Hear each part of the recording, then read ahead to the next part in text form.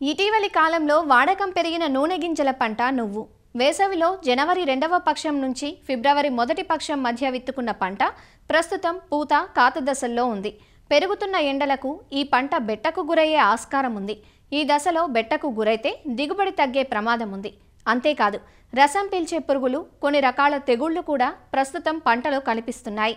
పంట సున్నిత దశల్లో బెట్టకు గురికాకుండా చూడటంతో పాటు ఎరువు వేత, సస్యరక్షణ పట్ల శ్రద్ధ చూపాలంటూ వివరిస్తున్నారు ఆచార్య ఎన్జీ రంగా వ్యవసాయ విశ్వవిద్యాలయం, శ్రీకాకుళం జిల్లా నైరా వ్యవసాయ కళాశాల విస్తరణ విభాగం అధ్యాపకులు డాక్టర్ డి చిన్నమనాయుడు. జనవరి చివరి వారంలో కానీ లేకపోతే ఫిబ్రవరి మొదటి వారంలో నువ్వుల పంటలు వేయడం అనేది జరుగుతూ ఉంటుంది. ఎక్కడైతే కాలువ నీరు కానీ బోర్వెల్ నీరు 1-2 తడులు ఇచ్చుకోగలుగుతారో అక్కడ నువ్వు పంట వేయడం అనేది జరిగింది. ఇవన్నీ కూడా ఇప్పుడు శాఖీయ దశ నుంచి పూత దశకు చేరుకునే దశలో మనకి నువ్వు పంట ఉంది. మరి నువ్వు పంటలో కూడా కొన్ని చీడపీడలు అవనియండి, ఇతర మెలకువలు కూడా తీసుకుంటే మనకి మంచి దిగుబడులు సాధించడానికి ఆస్కారం ఉంటుంది.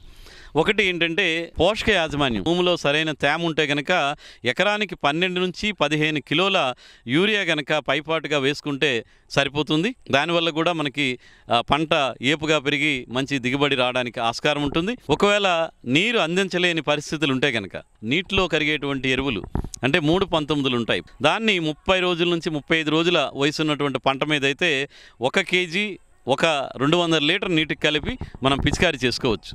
మళ్ళీ 55-60 రోజుల సమయంలో ఒకసారి 13-0-45ని ఎకరాకి 2 కిలోలు మనం పిచికారీ చేసుకుంటే కనుక మనం ఒక 15-20% వరకు కూడా దిగుబడి పెరగడానికి ఆస్కారం ఉంటుంది. కాబట్టి రైతు సోదరులు అవకాశం ఉంటే నీరు పెట్టి ఎరువులేయటం, లేదంటే పైపాటుగా ఈ పోషకాలని పిచికారీ చేసుకోవాలి.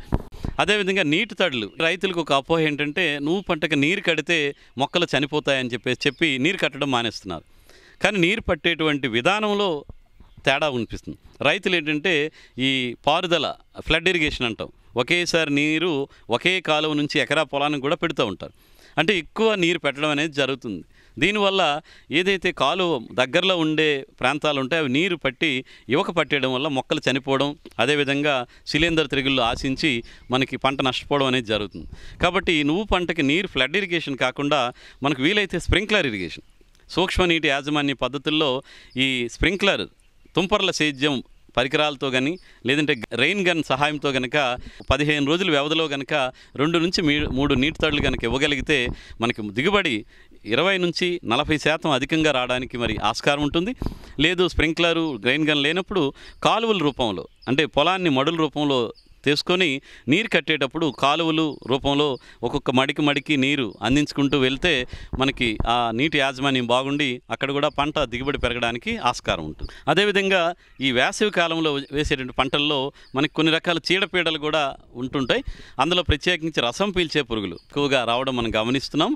ఇవి వచ్చేటప్పుడు ఏంటంటే ఈ మొక్క నుంచి ఈ తెల్లదోమ కానీ లేదంటే పేనుబంక రసాన్ని పీల్చేయడం వల్ల ఈ మొక్క గిడసబారిపోవడం, ఆకులు చుట్టుకుపోవడం ఇలాంటివన్నీ జరుగుతుంటాయి. ఎదుగుదల తగ్గిపోతుంది.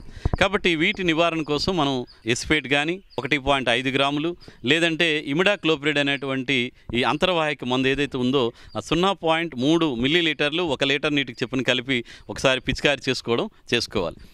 అదేవిధంగా ఈ రసం పీల్చే పురుగులు ఉధృతి ఎక్కువగా ఉండేటప్పుడు అక్కడక్కడ మొక్కలు గిడసబారిపోవడం, పైన ఉన్నటువంటి ఆకులు చిన్న ఆకులు వచ్చేసి దాన్ని లిటిల్ లీఫ్ రోజెట్టి లాగా ఒక రోజా పువ్వులాగా దగ్గర ఆకులు వచ్చేస్తుంటాయి. అదేంటంటే వైరస్ తెగిలది. అది కూడా మనకి తెల్లదోమ ద్వారా, తామర పురుగుల ద్వారా వ్యాప్తి జరుగుతుంది. కాబట్టి అలాంటి మొక్కలు ఎక్కడైనా గమనిస్తే కనుక వాటిని తప్పనిసరిగా పీకి నాశనం చేశారు. ఈ విధంగా మనకు రసం పీల్చే పురుగులు, ఆ లిటిల్ లీఫ్ వచ్చేటువంటి సమస్యను కూడా మనం కొంతవరకు తగ్గించుకోవచ్చు. అదేవిధంగా నువ్వు పంటలో అక్కడక్కడ ఈ పక్షి కన్ను తెగులు అంటాం. ఆకుల మీద మచ్చలు ఉంటాయి. జేగురు అదేవిధంగా గోధుమ కలర్ కలిసినటువంటి ఆకుల మీద పక్షి కన్ను మచ్చలు కూడా మనకి అక్కడక్కడ కనిపిస్తాయి. ఇవి శిలీంధ్ర తెగుళ్ళు. ఇవి కనుక ఎక్కువగా ఉంచితే ఈ మచ్చలన్నీ కూడా కలిసిపోయి పంట నాశనం అవ్వడం కానీ పంట దెబ్బతినడం అనేది జరుగుతుంటుంది. కాబట్టి దీనికోసం ఒకసారి మనం డైథేన్ M45 అనేటువంటి మందు అయితే కనుక మనకి 2 గ్రాములు 1 లీటర్ నీటికి కలిపి చేయటం కానీ, లేదంటే శాఫ్ అంటారు, కార్బండిజం, డైథేన్ M45 2 కలిసినటువంటి మందు అయితే కనుక లీటర్ నీటికి 2 గ్రాములు చొప్పున కలిపి కనుక పిచికారీ చేస్తే మనకి పక్షి కన్ను తెగులు, ఆకుమచ్చ తెగులు అన్నీ కూడా చాలా వరకు నివారించుకోవడానికి ఆస్కారం ఉంటుంది.